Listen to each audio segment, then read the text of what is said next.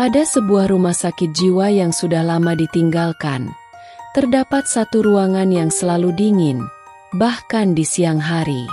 Kamar bernomor 303, dengan dinding berlumuran darah dan tulisan, "Help," yang samar, masih menyimpan jejak tragedi masa lalu. 20 tahun yang lalu, seorang wanita bernama Liana dirawat di ruangan ini. Ia tidak gila, tetapi tidak ada yang percaya padanya. Malam demi malam, ia berteriak, mengatakan bahwa ada sesuatu di dalam ruangan ini yang ingin mengambil jiwanya. Para dokter mengabaikannya, mengira itu hanya delusi dari pikirannya yang rapuh. Hingga suatu malam, perawat yang bertugas menemukan tubuh Liana membeku di tempat tidur. Matanya kosong, mulutnya terbuka seakan hendak berteriak terakhir kalinya. Namun, kisahnya tidak berakhir di sana.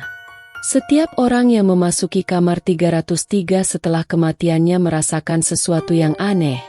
Suara bisikan di telinga, bayangan bergerak di sudut mata, dan terkadang, suara erangan panjang yang menusuk jiwa. Gambar ini adalah rekaman dari seorang fotografer urban explorer yang berani memasuki kamar tersebut. Ia bersumpah bahwa saat mengambil gambar, ruangan itu kosong. Namun, ketika melihat hasilnya, sosok transparan yang menyerupai Liana tampak melayang di atas tempat tidur, seolah masih terjebak di antara dunia yang hidup dan mati.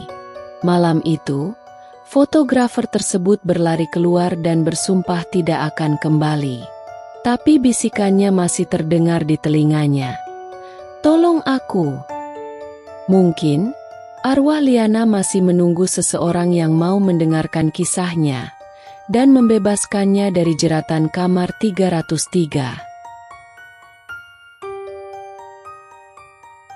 Setelah kejadian mengerikan di kamar 303, fotografer yang berhasil mengambil gambar sosok Liana mengalami serangkaian peristiwa aneh. Setiap malam, ia mendengar suara erangan dan bisikan yang mengucapkan namanya.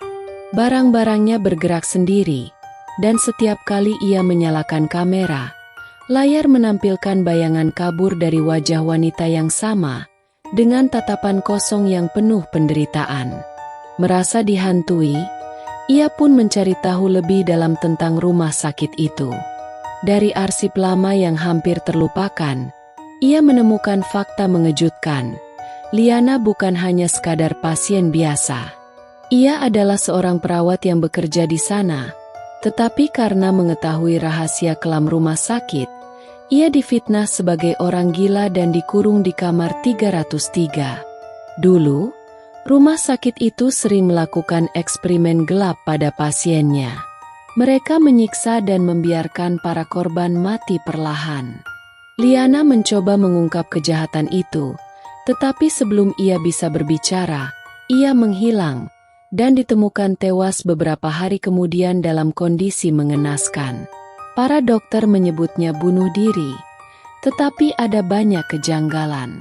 Fotografer itu merasa bahwa Liana sedang memintanya untuk mengungkap kebenaran. Dengan membawa kameranya, ia kembali ke rumah sakit yang kini lebih menyeramkan dari sebelumnya. Kamar 303 tetap dingin, bahkan lebih menusuk dari sebelumnya. Saat ia mengangkat kameranya untuk mengambil gambar, suara bisikan terdengar lebih jelas. "Bantu aku buktikan kebenarannya." Saat kilatan kamera menyala, sesuatu muncul di layar. Bayangan samar dari sosok dokter-dokter tua dengan wajah penuh darah. Liana berdiri di tengah mereka, tetapi kali ini bukan sebagai arwah yang terjebak, melainkan dengan tatapan penuh harapan. Seolah mengerti, fotografer itu pun bertekad untuk menyebarkan kebenaran. Ia menulis sebuah artikel, membagikan bukti-bukti yang ditemukan, dan dalam hitungan minggu, kasus lama itu kembali dibuka oleh pihak berwenang. Beberapa bulan kemudian, rumah sakit jiwa tua itu akhirnya dihancurkan.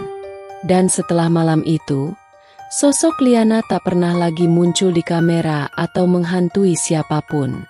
Namun, sebelum semuanya berakhir, fotografer itu sempat bermimpi.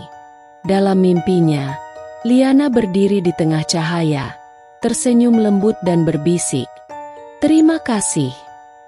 Pagi itu, saat ia terbangun, sesuatu yang aneh terjadi. Gambar terakhir yang ia ambil di kamar 303, yang sebelumnya penuh dengan sosok mengerikan, kini hanya menampilkan sebuah ruangan kosong, tanpa bayangan, tanpa arwah, hanya ketenangan. Liana akhirnya bebas.